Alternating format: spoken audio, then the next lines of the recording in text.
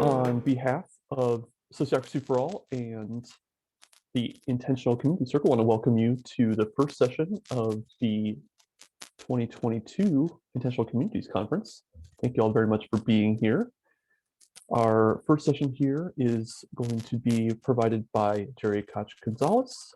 You heard from him at the plenary just now, and he is going to be talking with us about implementing sociocracy, some advice, challenges, and some responses to some of your questions around that. I want to give a few quick reminders before we get started. Please do stay muted during the presentation. We are going to have a chance for questions towards the end of the presentation, and in fact, it might be more towards the middle. I think that's kind of a key part of this presentation, so that'll be up to Jerry. Also, if you could try to avoid having conversations with other people in the chat during the presentation, it can be a little bit distracting. You can certainly post questions in there, and we're going to gather those questions and then consider them and work through them during that period for questions in the presentation. And then if you need any technical support, you can send me messages in the chat, and I will do my best to help you. With that, Jerry, you want to get us started? Sure. Okay. So as we always do with these things, I have a little slide deck. So I'm going to go through a few slides and make some comments, maybe a few stories along the way. And then I want to, reserve a significant amount of time for just whatever's coming up for you, whatever you would like to say, whatever questions you have. So I will go ahead and share. And here we go. I just want to make sure I can see you all at the same time. So, implementing sociocracy. And it's interesting. I always have this little tagline on when I talk about implementations, which is begin with the aim in mind. It's really useful to know what your purpose is and to explain that as clearly as you can to anyone else who might be wanting to join you in whatever effort you're making. When we think about starting a new sociocratic organization, and some of you are in the founding moment, right? So what we have here among us, we have everybody from I want to live in a community, don't have one yet, we're in a forming group, all the way to we've been together for years and years and years and are now thinking about implementing sociocracy, and perhaps some people who have already implemented sociocracy and are just looking for more tips on how to be even better. So we have the whole range present in this room. I just start with this of when you want to start a community, you want to start a that's going to be that you already know that part of your invitation is sociocracy, is thinking about your first 3 meetings or your first few meetings. And Ted Rao wrote a book about this because Who Decides, Who Decides? It's a great little book to get you started, because there are 3 things that you need to know as quickly as possible from the beginning. What is your purpose? And it's interesting because we can assume that our purpose, intentional communities, we just want to live and cooperate together, right? Well, it can get more complex than that. So as simple as our purpose is to have intentional community where? To the north of the city or south of the city? That can make a difference. Is it going to be a vegetarian community or whatever? That can make a difference.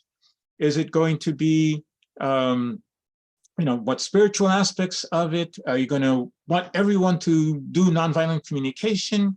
So what are the elements of the core invitation that you have? And the more clearly you know that and can express that, the easier it is for people to select themselves to join you. If you're not clear, then people will join, and then you'll start having arguments about what our purpose is. Very little example, just in my own community, which is 28 years old. We just got here and we're living here. And then one of the issues that arose is, how do we use our common house? Because for some people, the understanding was that the common house was an extension of our living room. And so we wanted to be able to sit there, read the paper, chat with each other, and basically with our community mates. Nice, gentle home. But for some of us, the common house was, oh, this is our opportunity to influence the world. We want to hold trainings within our common house. We want to invite all the boards of directors that anybody's sitting on to come and meet there. We want lots of visitors to come through and get inspired by the model, that we're having here as a co-housing community. So there's a tension between, like, ooh, like, what are all these strangers doing around here in my living room? Don't feel so comfortable in my living room. To, gee, how come we don't have more people coming through here so that we can really, promote the model? So there was just a little thing of not being so clear about our purpose. Was our purpose to just live together, or was our purpose to be like a model community that could be witnessed by others? Purpose. The second question is, who are your founding members? Be really clear. There's a defined set of people. It's not just anybody who shows up along the way, but who is your starting group? Because that starting group is defining what is the invitation, the purpose. And that starting group is going to define how you make decisions, which is the third key aspect. There's a community that has been in formation, was in formation for a number of years, and they were interested in possibly inviting us to help Sociocracy for All, Ted, myself, to help them with their decision-making, with their decision to adopt Sociocracy or not.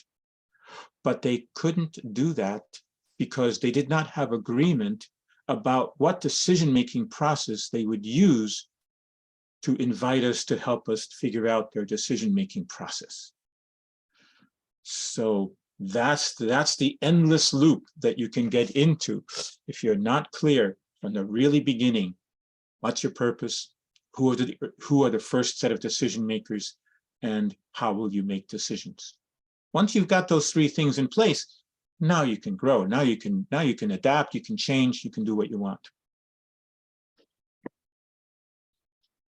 Oh. Here's this picture of, what happens with a community or a group of people. You start out with the founders circle, I call it, the original group. That's where you have those decisions about who are we, what's our purpose, how do we make decisions. And as you move through working your expanding and growing your idea, you will notice that some of you in that group will need to start specializing. Okay, we'll have Marie be the social media person. We'll have Helene be the the administrative person.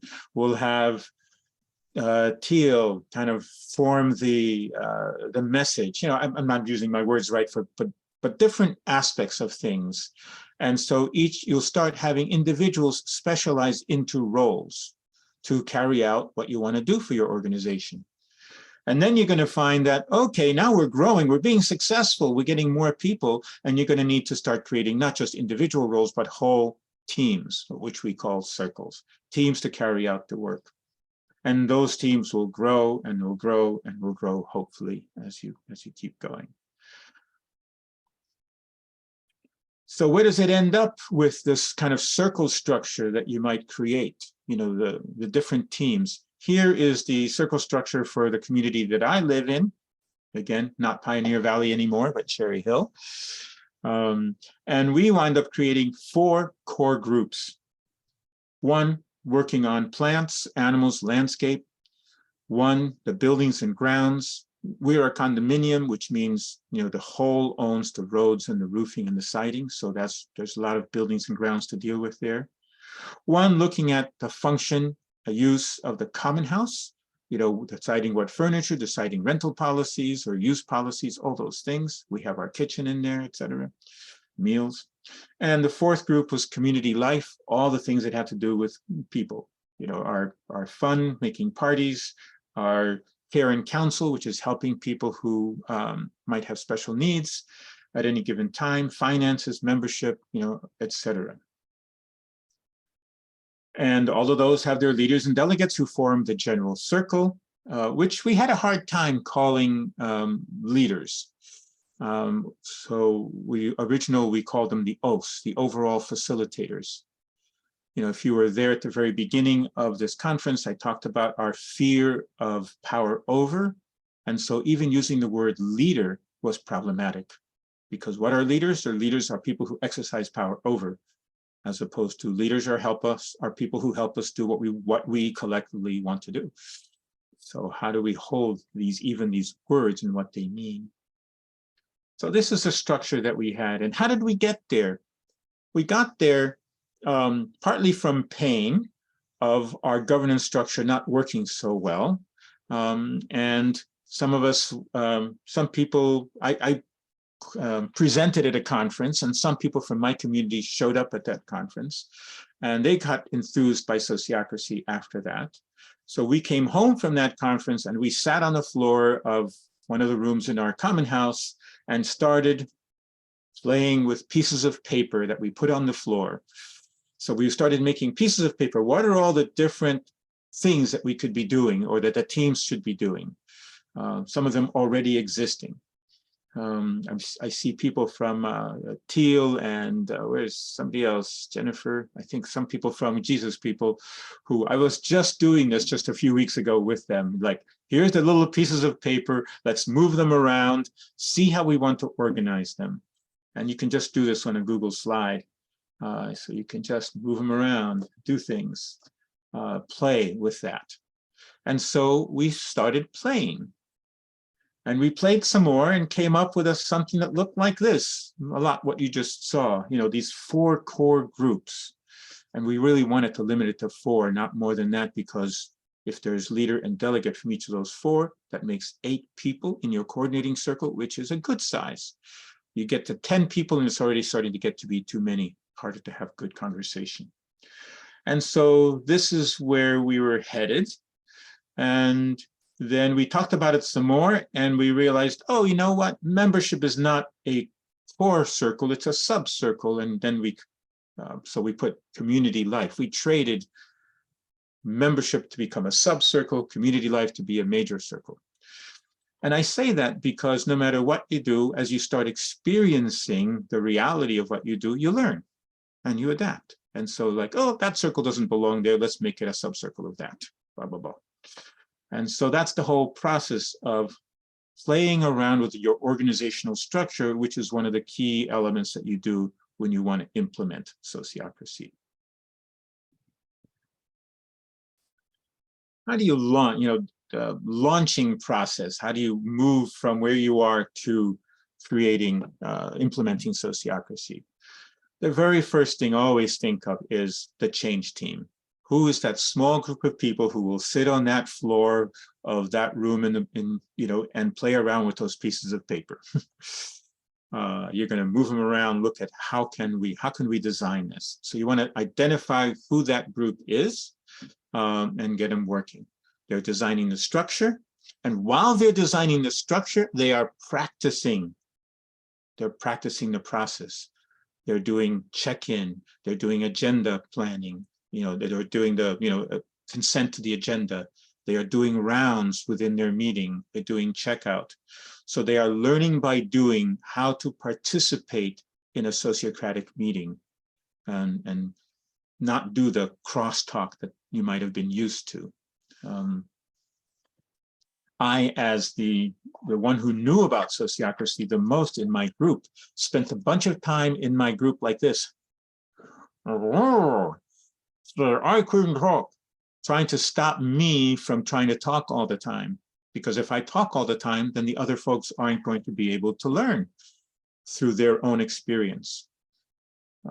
So the change team, working on the design, writing okay, what is the governance agreement? What is kind of like the rules and regulations, the bylaws of how we govern ourselves, and writing that stuff down. And not only practicing in our own group, in our own change team, but experimenting out in the existing committees of the community. Okay, what if we do a round here? Or I'll volunteer to facilitate this group so that we could get experience and so that we could share bits and pieces with the rest of the community. And we also did little bits of education. We would have whole community meetings, and we'd go, okay, we'll have 15 minutes at this meeting to talk a little bit about this aspect of sociocracy. And so we were doing ongoing bits of education. Then second phase, the launch, is like, okay, let's see if we can get to that place where we're making our adoption of sociocracy. For some communities, it has been a weekend. We do a weekend retreat. We do training and formation of the structure within that weekend, and we populate the circles. Often it's circles that, if it's an existing community, it's groups that are already operating. When we adopted Sociocracy 18 years into our existence, the Buildings and Grounds Committee became the Buildings and Grounds Circle, and pretty much all the same people just were the same people. It wasn't a huge turnover. So you fill out your membership of your circles, and from that, then you can do the selection process if you haven't done that already. So you're creating the leaders and delegates of those working circles, and there you have your general circle, because now you've identified them. And we actually had them stand in front of the whole community and ask them, are you 8 people willing to work with each other in this general circle or coordinating circle? And they said yes. And then we turned to the whole community and said, do we all accept this as our coordinating circle, basically our leadership of our community at this moment? And the community said yes. And that kind of was the marker. Okay, we have adopted Sociocracy, we've got our structure, and we've got our people. And from there, post-launch, it's all about the continuing evolution, the continuing education. The change team evolved into what we would call the governance improvement circle, that is looking at the continuing education. How do we keep doing those 15 minutes of education in full circle meetings as they happen? How about we go visit some of these circles and help them, coach them in their facilitation of their meetings, in their minutes, in how they set up their meetings with minutes, and so on. So how do we orient new people who are joining our community? So we want to be able to sustain and develop our capacity to govern ourselves.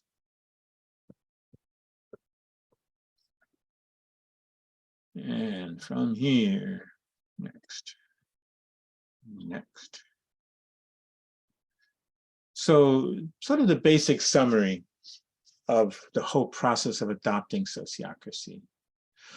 You really want to get everyone to know something about Sociocracy. And that might be, there's a 19-minute animated video that you can share with everybody, that you can say, hey, watch this video with me and we'll talk about it. So just a little bit of information so that there's a bit of familiarity. You want some people to know more. So those folks at least to go through something like what we call Sociocracy Basics. We have a set of 4 sessions, 2 hours long, where there's video. It's a video process. So you get 5 or 6 people watching video and doing exercises for 2 hours, 4 times. That's kind of a nice introduction. People are learning to connect with each other as well as learning the steps of Sociocracy. And then when the program is over, they can join the community as participants who kind of know what they're doing. So that's some people knowing more. And then a few to know a lot. Who are those key people in your governance improvement circle, the people who have done a bunch more training and can keep coming in to support everyone else in their skill development and their knowledge. So create the change team. Find, as you start, you also want to identify who are your allies and supporters, because Sociocracy is not a known concept perhaps in your community. Perhaps you've been working by consensus and some people are really attached to that way, or they're scared of change. So you start by building connections with the people who are most likely to be supportive. Don't try to go for the people most resistant, but the people most supportive at first, and build from there. so much of our work is relational, right? We're in community because we want to relate. So build your relationships one at a time to bring them into the flow of the interest and enthusiasm about sociocracy. So find allies and supporters, do a study group, get more training and coaching, try the small scale implementations, start writing up your governance document and your design. Those are the sort of key elements. What might be some of the challenges? Like, oh, it's not so easy as just what Jerry says here. So yeah, one of the things that I've kind of been learning over time is that it's not really worth trying to adopt sociocracy in your community if there are resistors who really kind of intend to undermine it. They're very attached to the existing way, and if you can manage to get sociocracy adopted, but there's a set of people who, in a sense, feel like they've been forced to adopt it, then those folks might then do things to undermine it. Like anything that goes wrong, they go, see, sociocracy doesn't work. Instead of saying, oh, this didn't work. What can we learn from it so that we can improve? I'll just never forget the example of one community. They had just adopted sociocracy, and the Common House Circle decided to change the function of one of the rooms. They changed it from a kids' playroom to an arts and crafts room. The next morning, people came down from the upstairs into the common space and went, whoa, what happened here? What? That circle can just make that decision? Just like that? Oh, then I don't like sociocracy. What had gone wrong was that the circle had not done the appropriate level of getting feedback. We want to, we're considering changing the function of this room for these reasons. It's like, oh, okay, that seems to make sense that there are some reasons like that. But have you thought of this other thing, that we no longer have kids in this community and we want to be multi-generational. So we need that kids room to be an invitation for people with kids to want to join. And if they had done that dialogue, they might have not made that mistake of making a decision without appropriate feedback, and they might not even have changed the function of that room. That community is still sociocratic, and they now have kids. So, sociocracy believers sometimes act as police. You're like, that's not sociocracy. Yes, okay, so you might be right that there's a better way to do it than what somebody has done. But the moment we start pointing fingers and criticizing people, it's not friendly, it's not warm, it doesn't feel good. So, be gentle. And like I say, if it's rigid, it's not sociocracy. Sociocracy is about being flexible with feedback. So constantly being able to change. And the adopting sociocracy usually implies power shifts. Not everyone's going to be comfortable. So the squeaky wheel who had a lot of say before because the consensus process really supported that is now going to be in one circle perhaps, and they're going to have to deal with the 6 people in that circle instead of being able to speak at will in a group of 40 or 50. So that changes the power dynamics for that person, and they may not like that. It will take to get some getting used to people who speak a lot. Now, oh, what? Now I have to let other people speak, but I want to say something again. Yes, thank you. Wait for your turn. We're coming around, doing the round. And so it's a cultural shift. So it takes some time for people to adopt. I always think of one of the people in my community who was in our circle, community life circle, who frequently interrupted. And we frequently gave her feedback. And she was a wonderful human being, so that wasn't an issue. Later on, we found out that when she became the leader of another circle, a facilitator of a different circle. And we heard from some people in her circle, oh, she is so tough. She won't let anybody crosstalk. So, change happens. We shift over time. Other implementation pitfalls. Wait a minute, this one, right? Omitting performance feedback. There are some communities that don't really do feedback. They don't really close out meetings and say what went well, what could have been improved. All they do is, okay, fine. And they don't say, that was really frustrating, this that happened, this that, the facilitator did, or this that somebody else did. And this is what I'd like to see better. If you don't give feedback, you don't grow and learn. And if you don't grow and learn, of course, sociocracy doesn't work. So that needs to be done, and it needs to be modeled. It's not so scary once you actually do it. Inadequate support, insufficient training, that is kind of obvious to me. Cultural legacy from before not being addressed adequately or repeatedly. We will revert to the mean. We will revert back to the way we used to do things. That's part of why you need the ongoing orientation, retraining to keep moving into this new world. And next, oops, here we go. Partial implementation. Yes, you can go ahead and start doing bits and pieces of sociocracy. Go ahead. But if you really want to be, successful at the max, it really helps when you do all the different parts. Just like I was saying before, if you don't include feedback processes, then you're going to limit your ability to grow and learn. Trial period. This was an interesting one. There's a number of communities, when they want to adopt sociocracy, they'll say, okay, let's do a 6-month or 1-year trial period. And at the end, we'll decide whether or not we want to continue with sociocracy. And what method will you use to make that decision? Oh, we'll use our previous method. We'll use the consensus process. Like, then if 1 or 2 people don't want to continue or have some concerns, you're stuck again. Or people will say, I only will say yes to continuing if. And now they have the capacity to force the community to adopt their ifs, because unless you satisfy those ifs, you can't move forward.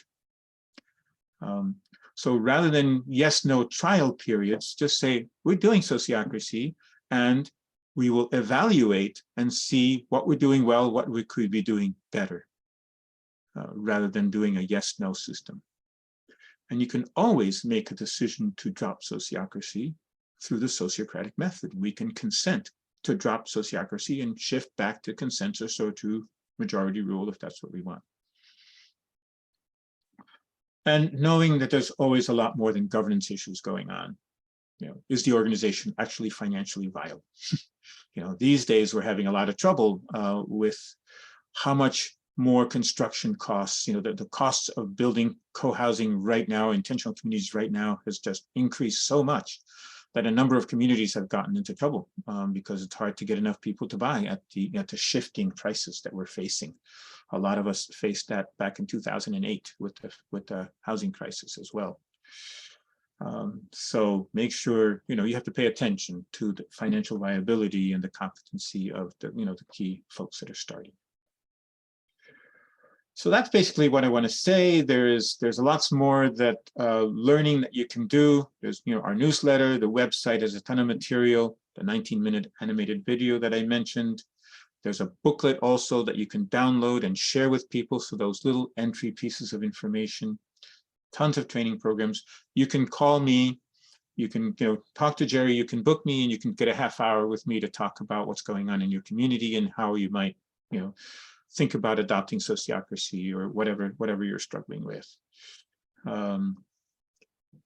And so here's just a slide that shows we have a variety of training that we offer through Sociocracy for All. And we've got these books, the big manual, Many Voices, One Song, tons of stuff in there. You should have it if you want to think about adopting sociocracy. Who Decides that I mentioned earlier. And there's a new book called Let's Decide Together, which is about doing sociocracy with children and with schools. And that is my presentation. Stop share. And since I'm doing this, I'm not paying attention to time. I have no idea how much more time we have. We've got about 20 more minutes for questions before we need to let people move on to the next session. Jerry, do you want to facilitate the questions, or would you like me to help with that? You can, since I don't really pay attention to the chat, people can now write questions in the chat, and John can help me with that. Otherwise, if you raise your hand, like Linda has just done, I can see that visually. So I will be responding visually, but I want John to, if you can, to pay attention to the chat and help bring in some of those questions. Linda. Hi, Jerry. Thank you so much for that. I'm curious. I have a couple of questions, but just one of my primary questions is, you talked about the launch stage. What would you identify as the launch stage? Is that, like, I'm talking about for co-housing communities, and we work with forming groups. What would you consider the launch point? Is that when they have a site, or is that when they've moved in? At what point of group formation? Yeah, well, talking about launch of sociocracy in the community. Okay. Not the launch of the community. So the launch moment could be just when the 5 of you get together and decide we're going to do sociocracy in this community that we want to create.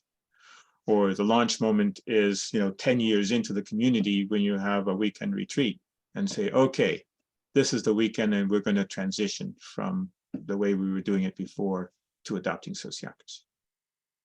Okay, so my confusion is because you talked at the beginning about having a founder circle, and then you move to where people start to break out into having specific roles. For a forming community, when your core group is quite small, we still want them to start using sociocracy if that's what they want to use down the road. So, but to launch them at that point, of course, we're not forming circles with 5 people necessarily, right? No, but the 5 of you who are the founders, you can decide that you're adopting sociocracy, and you can run your meetings that way right from the very beginning. Even if you're a small group and, oh, why are we doing it so formally? Why don't we just, talk at will? Because you're creating culture and you want to develop your skills so that you are ready when more people join you. Perfect. I got that. Thank you very much. Jerry, a couple of folks have asked in the chat if your slides and the links in your slides will be available for them to access after the conference. Of course. And we'll send that out like via their email and things like that, the way they registered. Yeah, and all of it, it'll be with the, of course, the slide deck will be shown in the recording that you can watch again as well. And you get all the Q&As of this recorded. Great, thanks, Jerry. Another person asked in the chat about meetings for the entire community that are not just a subcircle. Where do those take place and how do those fit in? Yeah, great question, because to me, that's one of the most significant changes that happens in an existing community when you adopt sociocracy. That for us in my community, in our whole community meetings, we used to make a lot of decisions or fail to make a lot of decisions. Once we adopted sociocracy, the nature of the full circle or the whole community meetings changed. And to me, it was the loveliest thing, because now we would use the whole community meetings for feedback instead of decision making. So a group, the membership circle could bring to the whole community, we're thinking of changing some of our policies about membership. Here's what we're thinking of doing. Please, explore this with us, give us some feedback. They'd get the feedback and they could say, thank you very much, and then go off and make a decision. Another piece that we would do in whole community meetings is education, whether it be a little bit of education about sociocracy or about nonviolent communication or about the land and the history of the land that we're living on, any of that kind of thing. And the third element is just community building, because we spent so much time in decision making that we didn't spend much time community building.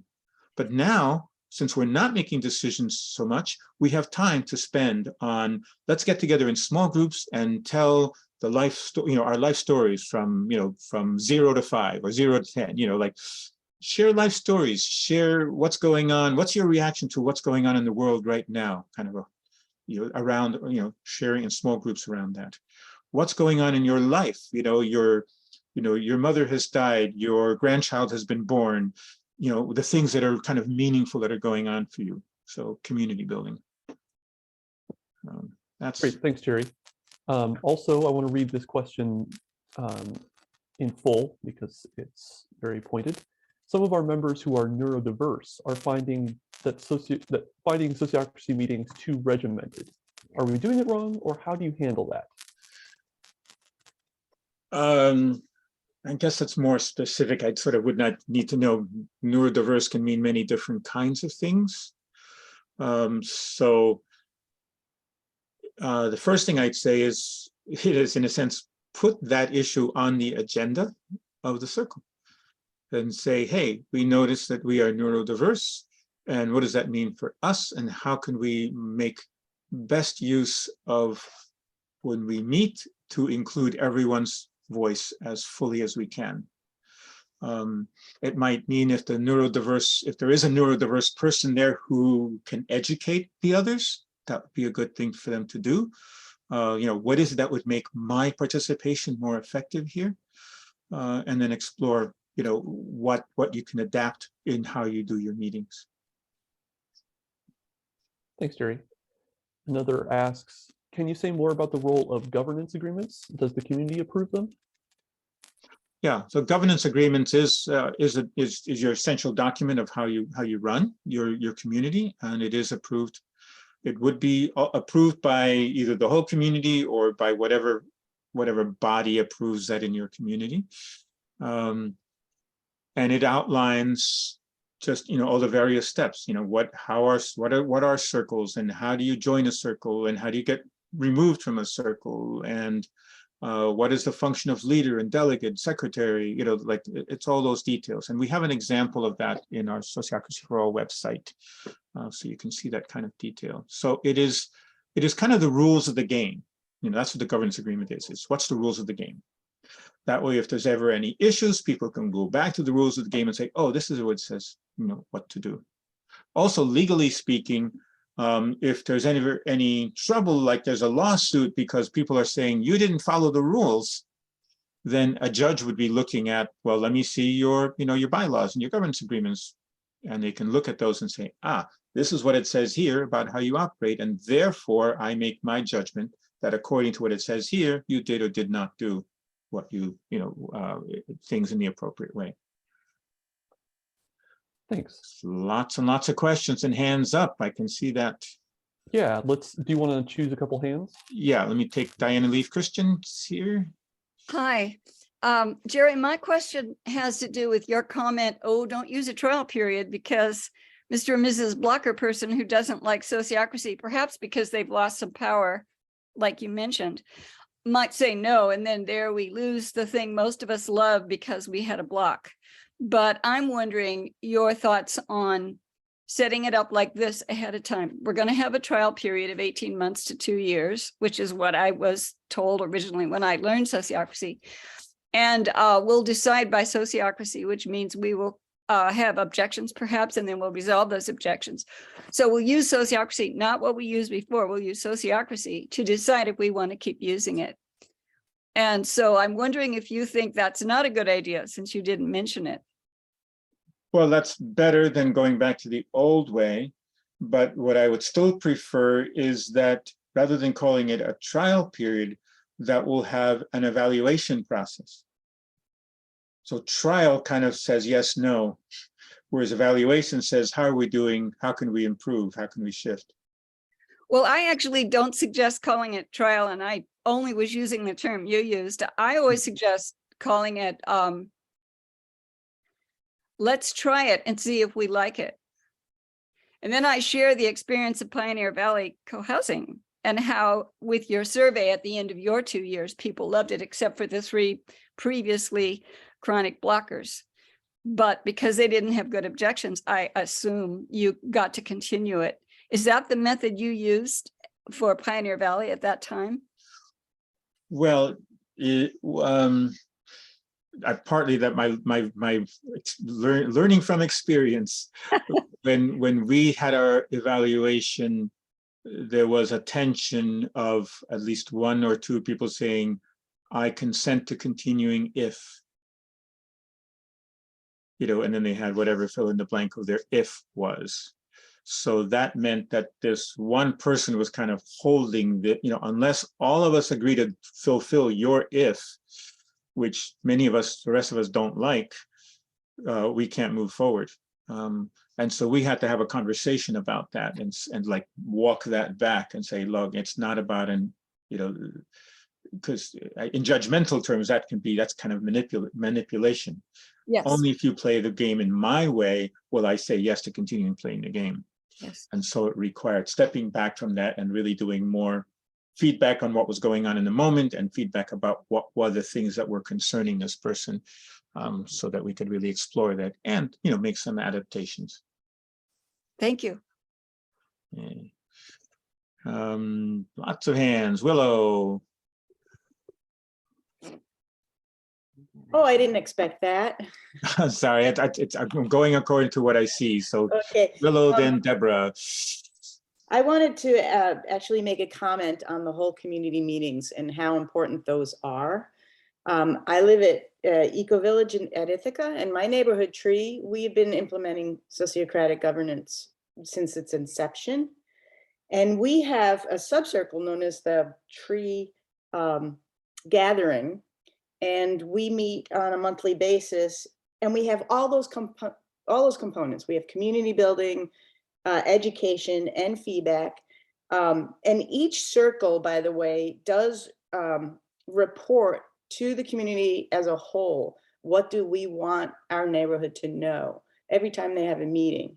But the other thing that goes on at those community meetings when the time comes up for these is things like, so we have what's called shareholder meetings, and we have votes. So votes on the board, electing board members, also budget approvals and stuff like that.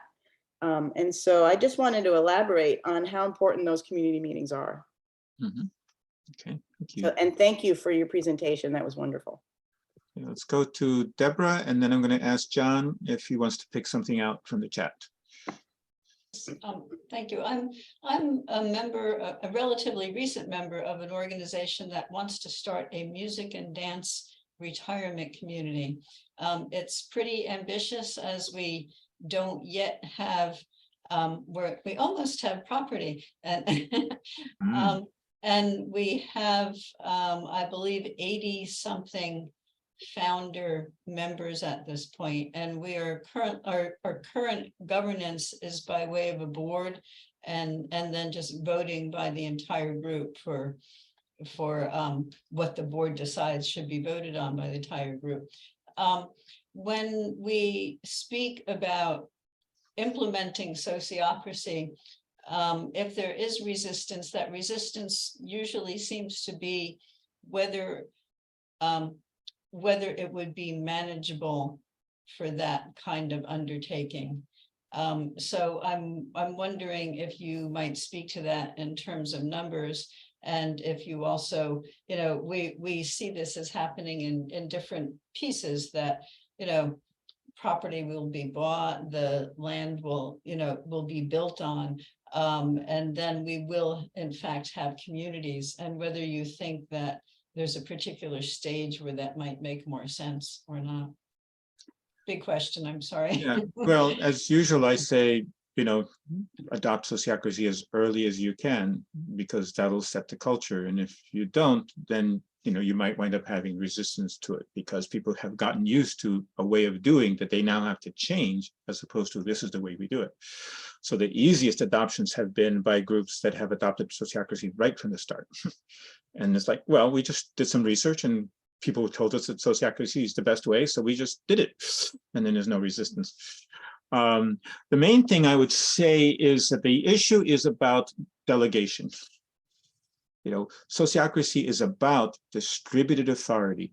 So you're trying to do a fairly ambitious project, and depending upon the quality of the people that you have and the trust levels that you have already present, can you maximize your delegation? This group is doing the site search. This group is working on, what kind of building structures we want to have. This group is working on how we actually carry out the sense of music and dance and so on. Like, how can you delegate out pieces of the work and let those folks do it and make decisions and let them get feedback, so that trust is earned, by the decisions that they make with appropriate feedback.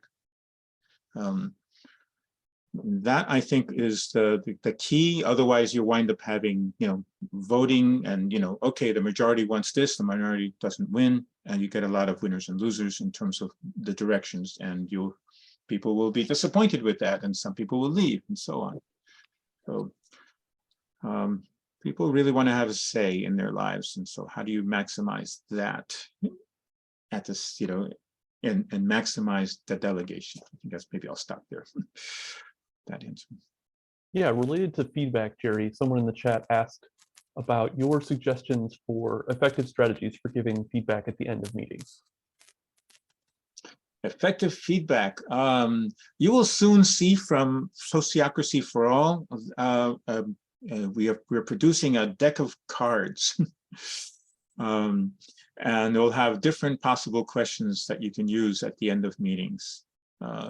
So, often we say, well, okay, check out. How was this meeting? And that's an invitation. Just say, good, fine. I always like to be saying, how was this meeting in terms of how do we feel about how productive we were? Do we get stuff done? How are we about how were we in our process with each other? The process feedback. I love the way the facilitator ran this meeting. We really, held good to time. People really paid attention to their participation. Or, there you go again, Jerry. You cut in like 3 different times in the meeting, and this is like the 3rd time you've done this, in meetings in a row. It's like, pay attention. So being specific with feedback is important. Saying good, fine is not specific. Even if it was good and fine, what made it good and fine? And is there, another question is there anything interpersonal that needs to be followed up on? Like, well, yeah,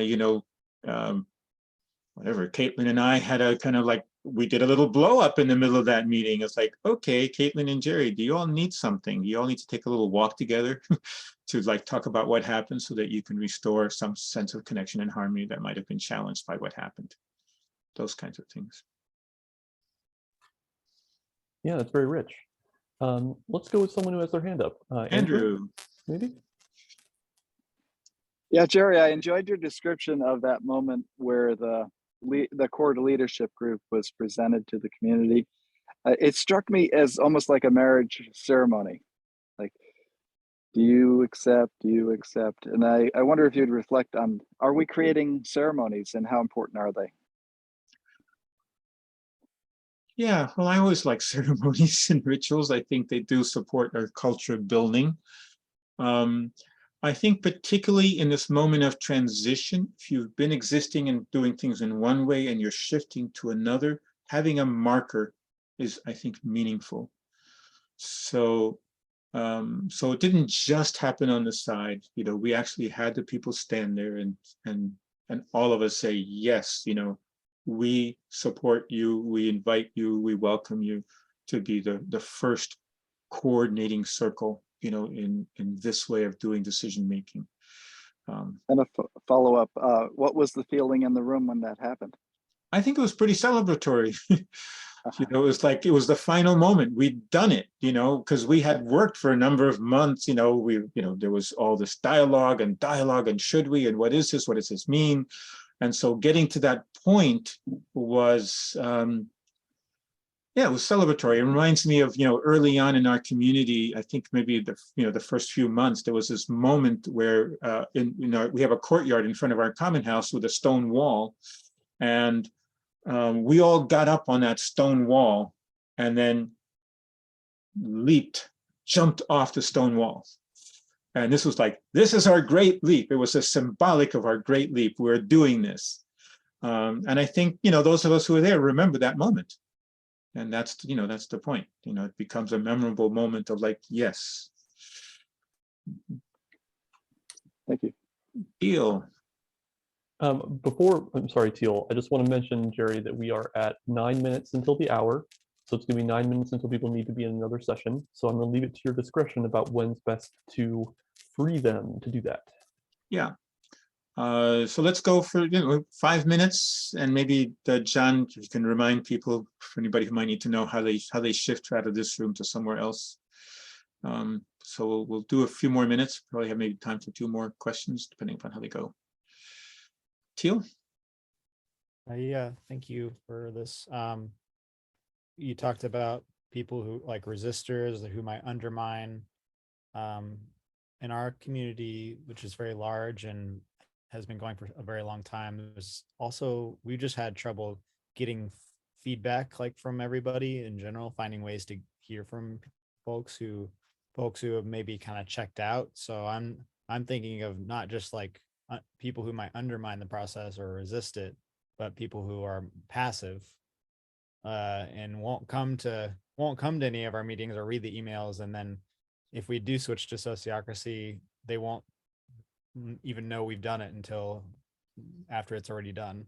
And then how that might affect our ability to actually, do it well.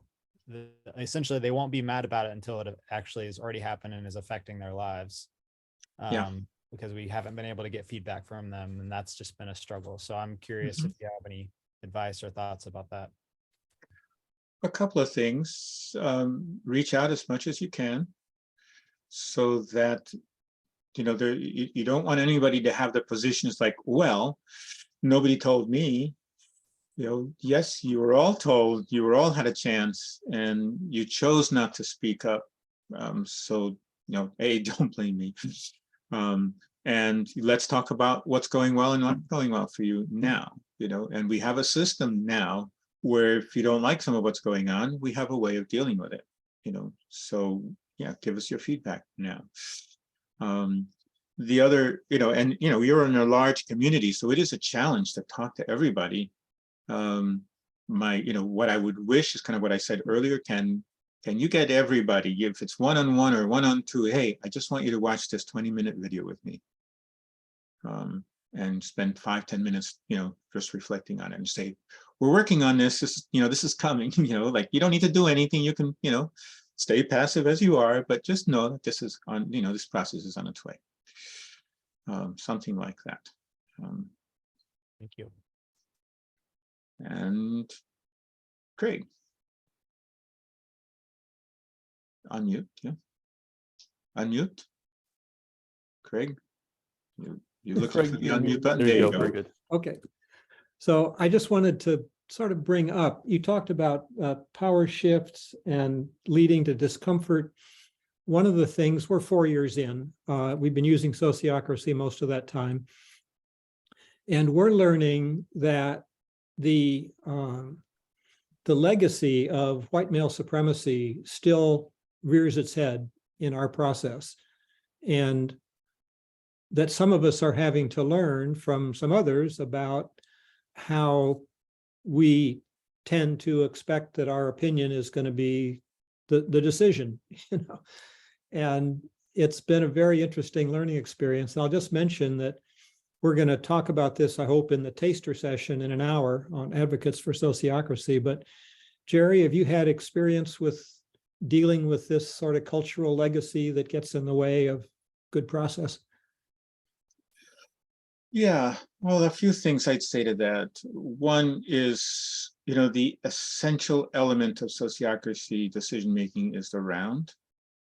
So that at least it's creating this space, a sacred space for each person to speak. That just creates at least a space where people who have, for whatever reason, not fully claimed their voice can find their voice, claim it in that space. And for those of us who have talked a lot, interrupt a lot, to find our limits, within that. So that's one.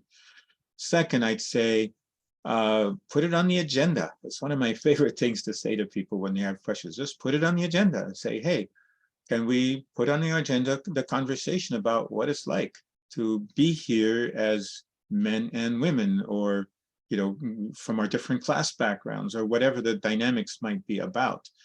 And without blaming energy, it's just like, hey, here's what are the challenges and opportunities that you're experiencing for speaking up and for stepping back when you speak a lot. So make it conscious in a caring framework. And, you know, there's lots of other stuff you can do in terms of education. You can, you know, I don't know, Crystal Bird Farmer, who's going to be speaking today. I don't know how much her session will focus on that, but she spoke at the last year's conference of this sort and talked about some of these dynamics. You know, how do you welcome? Yeah, so awareness is the first thing, you know, put it on the agenda. Let's talk about it openly. And that's the feedback loops of like, it's frustrating. And let's hear that. I'm not sure there's, yeah, I think that's the, you know, putting it on the agenda, you know, let the process work it. And I would just add, getting us all to use this idea that we make mistakes in order to learn things. And that there's not blame associated with that, as long as you're learning and changing. Mm-hmm. Yeah, and I'll say, you know, like all sorts of other things can happen outside of meeting as well. You know, I've been in men's groups since 1970 something, you know, and the original men's group that I was first in was about, or a key part of it was, let's watch how we participate. And we actually, this was pre-sociocracy, but in a group of 20 people, you know, if somebody else in my men's group was starting to go on and on and on, we had a little signal. You're like, hey, you know, there you go. You're doing that again. You're mansplaining. You're talking a lot, just so that that other person go, oh, you know, let me become self-aware. You know, and then we could go back in our men's group and talk about how did that meeting go? And I noticed what was going on for you in that meeting. So we supporting each other as men to participate more appropriately in meetings, you know, make sure that everybody's getting space.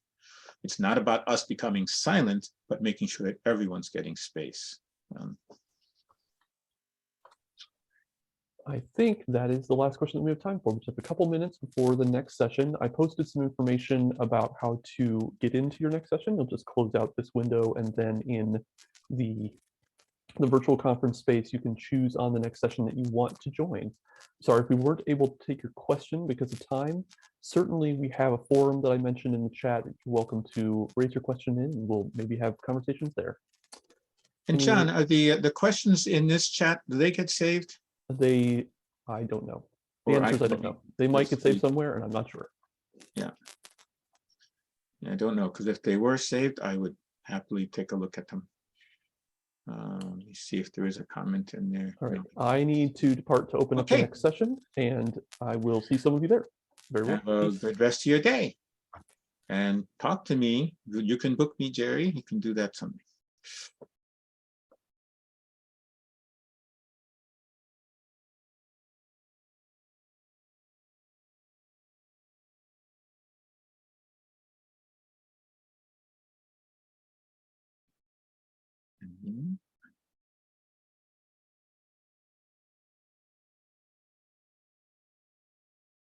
Jerry, this is Diana. Can you hear me? Yes, I can. I don't know how to get from being in this room, what to click to go to my session, which is coming up. I don't know how to get back to the conference from being in this room. How do I? But John put the link for that.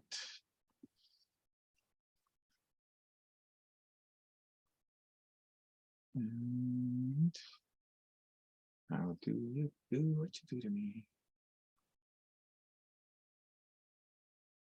Yeah, I'm not seeing. Oh, wait a minute. I have to go way down. Maybe. Hi, Diana. It's Michelle Wong.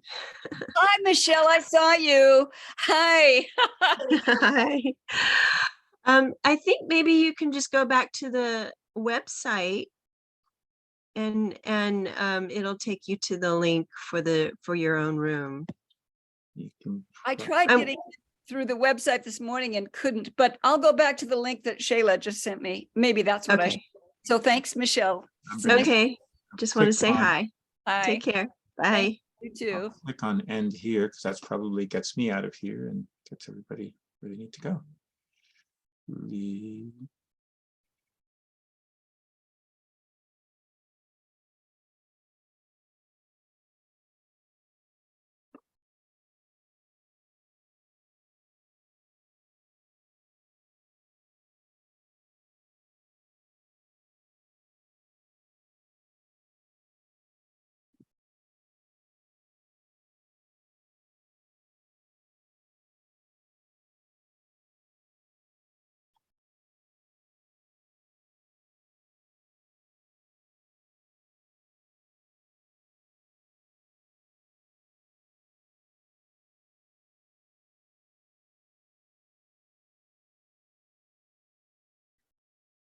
What is next in this?